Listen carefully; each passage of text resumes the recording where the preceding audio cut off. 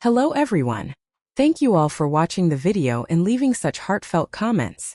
Wishing the whole family good health and peace.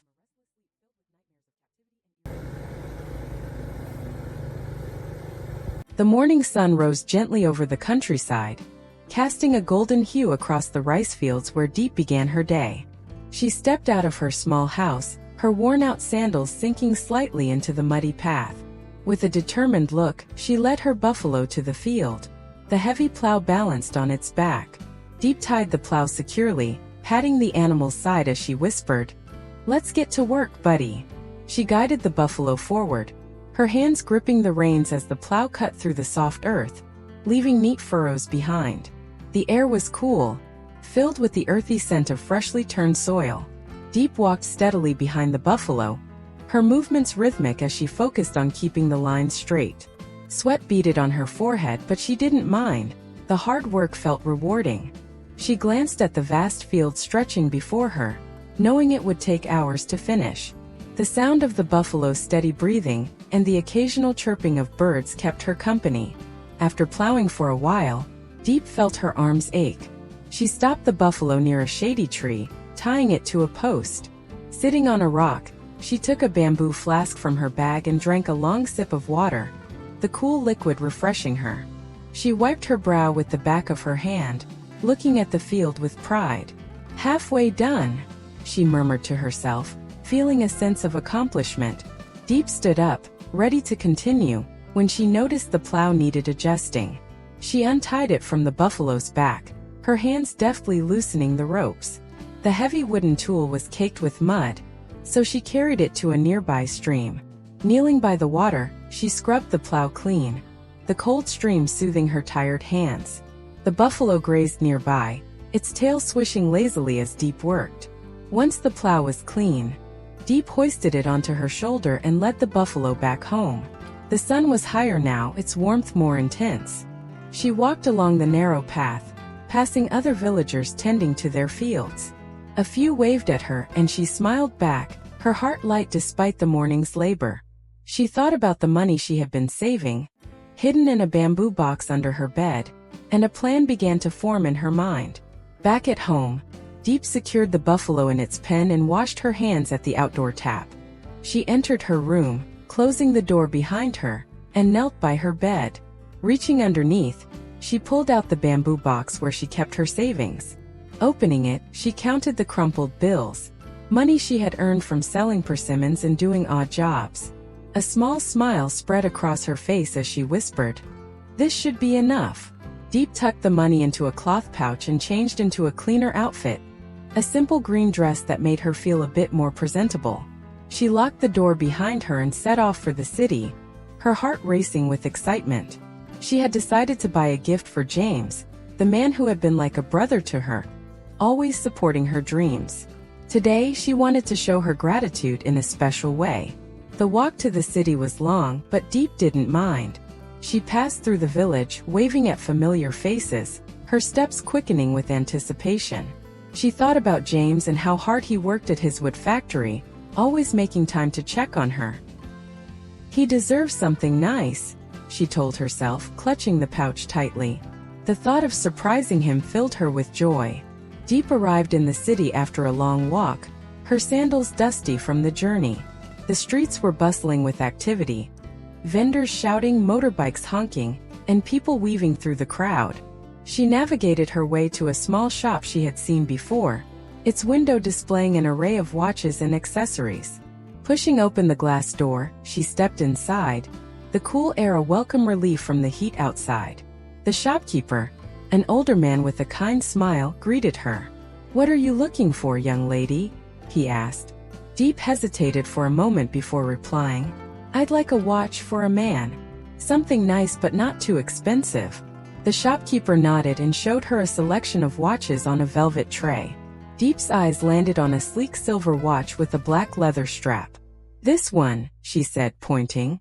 The shopkeeper told her the price, and Deep carefully counted out the money from her pouch. It was almost all of her savings, but she didn't mind. She handed over the bills, her heart swelling with pride as the shopkeeper wrapped the watch in a small box. "He'll love this." the man said, handing her the package. Deep thanked him and left the shop, clutching the box tightly. With the gift in hand, Deep made her way to the wood factory where James worked. The factory was on the outskirts of the city, a large building surrounded by stacks of timber and the hum of machinery. As she approached, she saw workers loading planks onto a truck, their voices loud over the sound of saws. Deep spotted James near the entrance, talking to a man she recognized as his older brother, who managed the factory in James' absence. Deep walked up to James, her heart pounding with nervous excitement. "On James!" she called out. He turned, his face lighting up when he saw her. "Deep, what are you doing here?" he asked, walking over. Deep held out the small box, her cheeks flushing. I got this for you," she said shyly. James opened the box, his eyes widening as he saw the watch. "Deep, this is beautiful. You didn't have to do this," he said, his voice full of gratitude. He slipped the watch onto his wrist, admiring it with a wide smile. "Thank you so much, Deep. This means a lot to me," he said, pulling her into a warm hug. Deep beamed, feeling a wave of happiness wash over her. She had never given anyone a gift like this before, and seeing James' reaction made all her hard work worthwhile. James' brother Min walked over, curious about the commotion. "What's this?" he asked, noticing the watch. James showed it off proudly, saying, "Deep got this for me. Isn't it great?" Min nodded, impressed. "You've got a good heart, Deep," he said, patting her shoulder. Deep smiled, feeling a sense of belonging among the two brothers. The factory buzzed with activity around them, but for a moment, it felt like the world had slowed down. James looked at Deep, his expression softening. "You've made my day, Deep. Now I have something for you too," he said mysteriously. Deep tilted her head, curious. "What is it on?" she asked. James grinned, saying, "You'll see. Come with me." James led Deep out of the wood factory, his steps quick and purposeful. "Where are we going on?" Deep asked, hurrying to keep up. James glanced back with a playful smile. "It's a surprise," he said, his tone teasing. They walked through the city streets, passing shops and food stalls, the air filled with the scent of grilled meat and fresh flowers. Deep's curiosity grew with every step. They stopped in front of a brightly lit electronics store, its windows displaying the latest gadgets. James pushed open the door and gestured for Deep to follow. Inside, the store was filled with rows of phones, tablets, and accessories, all gleaming under the fluorescent lights. Deep's eyes widened. She had never been in a place like this before. "What are we doing here?" she asked, her voice a mix of excitement and confusion. James walked over to a display of iPhones, pointing to a sleek silver model. "I'm getting you this," he said simply. Deep's jaw dropped. "A phone? For me?" she exclaimed, unable to believe it. James nodded, his smile warm. "You've been working so hard, Deep. I want you to have something nice, and it'll help you with your studies too." The store clerk approached, and James quickly finalized the purchase, handing over his card. Deep watched in awe as the clerk placed the iPhone in a box and handed it to her. She held the box with both hands, her heart racing. "Thank you, James. I don't know what to say," she whispered, her eyes shining with gratitude. James chuckled, ruffling her hair. "Just say you'll learn how to use it." They left the store, Deep clutching the box tightly as if it might disappear. James suggested they stop at a nearby cafe to celebrate. They found a small table outside, shaded by a red umbrella, and ordered 2 iced coffees. Deep, still buzzing with excitement, tried to pay for the drinks, pulling out the last few bills from her pouch. "Let me treat you, she insisted. James laughed, gently pushing her hand away. "Not today, Deep. This is my treat," he said firmly. They sipped their drinks, the cool sweetness refreshing after the long day. Deep couldn't stop looking at the phone box, her mind racing with possibilities. She had never owned anything so fancy before, and the thought of using it made her both nervous and thrilled. As they sat, James pulled out his own phone and began showing Deep the basics: how to turn it on, how to take photos, how to send messages. Deep listened intently, her fingers fumbling at first but slowly getting the hang of it. She snapped her first photo, A selfie with James, both of them grinning at the camera.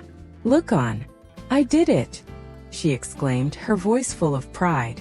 James smiled, his heart warmed by her excitement. "You're a natural, Deep. You'll be a pro in no time," he said encouragingly. They spent a little longer at the cafe, laughing and experimenting with the phone's features. Deep felt a deep sense of gratitude for James, who had given her not just a gift, but a new way to connect with the world. With the new iPhone in hand, James drove Deep back to her village on his motorbike, the phone box safely tucked into her bag. The ride was peaceful, the wind rustling through the trees as they passed fields and small houses. Deep held on to James, her mind still buzzing with excitement about her new gift. She couldn't wait to explore it more once they got home. When they arrived at Deep's house, the sun was beginning to set, casting a warm orange glow over the yard. James parked the bike and followed Deep inside, carrying a small bag of snacks he had bought at the cafe. "Let's set up your phone properly," he said, sitting at the wooden table. Deep nodded eagerly, pulling the iPhone out of its box with careful hands. James guided her through the setup process, showing her how to connect to the internet, download apps, and save contacts. Deep's eyes sparkled as she watched the screen come to life, icons popping up one by one. "This is so amazing, she said, her voice full of wonder. James smiled, adding his number to her contacts. "Now you can call me anytime," he told her. They spent the next hour taking photos around the house. Deep snapped pictures of the chickens in the yard, the buffalo resting in its pen, and even a selfie with James by the porch. She giggled as she scrolled through the photos, amazed at how clear they were. "I can't believe I have a phone like this," she said, her voice filled with gratitude. James watched her, his heart swelling with pride. He had always wanted to give Deep opportunities she never had growing up, and seeing her so happy made it all worthwhile. "You deserve it, Deep. Use it to learn new things, okay?" he said, his tone gentle. Deep nodded, her determination renewed. She wanted to make James proud. As they played with the phone, James' own device buzzed with a message. He glanced at it, his expression shifting to one of concern. "I have to go, Deep.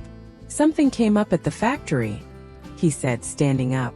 Deep looked up, a little disappointed but understanding. "Okay, Thank you for everything today," she said, giving him a warm smile. James hugged her before heading to his bike. "I'll be back soon. Keep practicing with the phone," he called out as he rode off. Deep waved until he disappeared down the path, then turned back to her new phone. She sat on the porch, the evening air cool against her skin, and began exploring more features, her excitement keeping her company. The stars began to twinkle in the sky as Deep scrolled through the photos she had taken. She felt a deep sense of connection to James, knowing he was just a call away now. The phone was more than a gift. It was a bridge to a bigger world, one she was eager to discover. Deep sat on the porch, the glow of her new iPhone illuminating her face as she experimented with its features. The night was quiet, save for the chirping of crickets and the occasional cluck of a chicken settling in for the night. She was trying to figure out how to set a wallpaper when she heard footsteps approaching. Her heart skipped a beat. James had just left, so who could it be? She stood up, peering into the darkness, and saw a figure walking up the path to her house. As the person came closer, Deep recognized him. It was Fong, the young musician she had met at the market the day before. Her stomach twisted with a mix of surprise and unease. "Fong? What are you doing here?" she asked, her voice trembling slightly. Fong stopped a few feet away, his guitar slung over his shoulder. He smiled, but there was something in his eyes that made Deep feel uneasy. "I remembered you said you lived in this village, so I thought I'd come say hi," he said, his tone casual. Deep forced a smile, trying to stay polite. "It's late. How did you find my house?" she asked, her grip tightening on the phone. Fong shrugged, stepping closer. "I asked around. People here are friendly. They pointed me in the right direction," he said. Deep took a small step back, her instincts telling her something wasn't right. She glanced at the phone in her hand, wondering if she should call James. "It's nice of you to visit, but I was about to go to bed," she said, hoping he'd take the hint. But Fong didn't move. Instead, he set his guitar down and sat on the edge of the porch, uninvited. "I thought we could talk for a bit. You seem to like my music at the market," he said, his voice smooth but insistent. Deep's heart raced. She didn't know Fong well, and his sudden appearance felt intrusive. She tried to stay calm, saying, "Maybe another time. I'm really tired." Fong's smile faded slightly, and he stood up, his expression unreadable. "All right, I'll go. But I'll come back another day," he said, picking up his guitar. Deep nodded, her relief mixed with lingering unease. She watched as he walked away, disappearing into the darkness. Once he was out of sight, she hurried inside, locking the door behind her. Deep sat on her bed, her hands shaking as she clutched the phone. She opened her contacts and hovered over James' number, debating whether to call him. But she didn't want to worry him. He was already dealing with something at the factory. Instead, she sent him a quick message. Someone came to the house. I'm okay, but I'm a little scared." She waited for a reply, her heart still pounding. The quiet of the night felt heavier now, every sound making her jump. Deep hugged her knees, trying to calm herself. She didn't know what Fong wanted, but his unexpected visit had left her on edge, wondering if she'd see him again. Meanwhile, James was at the wood factory, dealing with the aftermath of the fire that had destroyed his warehouse the previous night. The situation was dire. Most of the goods were gone, and the financial loss was devastating. He stood among the charred remains, talking to his brother Min about their next steps. "We'll have to start over, but I don't know how," James admitted, his voice heavy with exhaustion. Min placed a hand on his shoulder, his tone steady. "We'll figure it out, James. We always do," he said. James nodded, grateful for his brother's support, but the weight of responsibility felt crushing. He thought about Deep, wondering how she was doing with her new phone. Just then his phone buzzed with her message. His heart sank as he read it. Someone came to the house. I'm okay, but I'm a little scared." James immediately called Deep, his voice urgent. "Deep, are you all right? Who came to the house?" he asked. Deep's voice was shaky as she explained about Fong, the musician from the market, and how he had shown up uninvited. James' jaw tightened. He didn't know this Fong, but the thought of someone unsettling Deep made his blood boil. "Stay inside and lock the door. I'm coming home now," he told her. James said a quick goodbye to Min and jumped on his motorbike, speeding back to the village. The night air was cool against his skin, but his mind was racing with worry. He couldn't bear the thought of Deep being in danger, especially after everything she had been through. He pushed the bike to its limit, the engine roaring as he navigated the dark roads. When he arrived at Deep's house, he found her sitting on the porch, a lantern casting a soft glow around her. She looked up, relief washing over her face as she saw him. James!" she cried, running to him. James hugged her tightly, his voice firm but gentle. "I'm here, Deep. You're safe now," he said, scanning the yard for any sign of the stranger. Deep told him everything, her words tumbling out in a rush. James listened, his expression growing more serious. "I don't like this, Deep.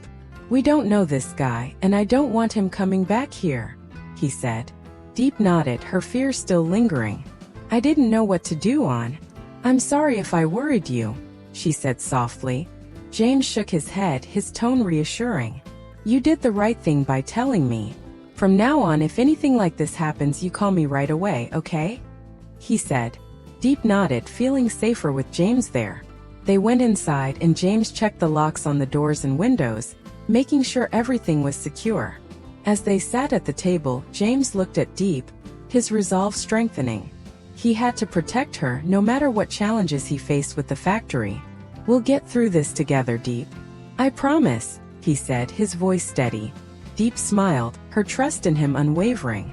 She showed him the photos she had taken earlier, trying to lighten the mood.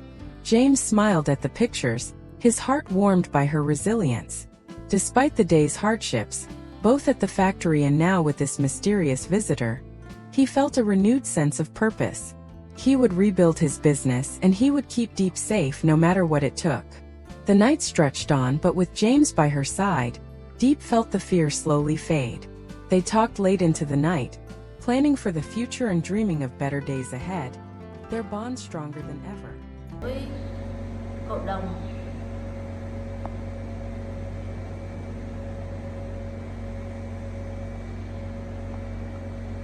văn hóa ẩm thực là một phần quan trọng của văn hóa dân tộc, phản ánh lịch sử, địa lý và phong cách sống của một cộng đồng.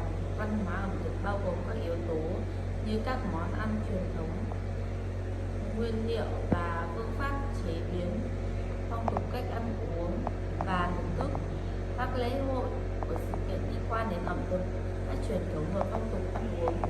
Một số đặc điểm của văn hóa ẩm thực Việt Nam: sử dụng các nguyên liệu tươi sống và địa phương, ưa chuộng các món ăn đơn giản nhẹ nhàng, sử dụng nhiều loại gia vị và thảo mộc, có nhiều món ăn truyền thống như phở, bánh mì, gỏi cuốn, có nhiều lễ hội và sự kiện liên quan đến ẩm thực như Tết Nguyên đán, lễ hội ẩm thực.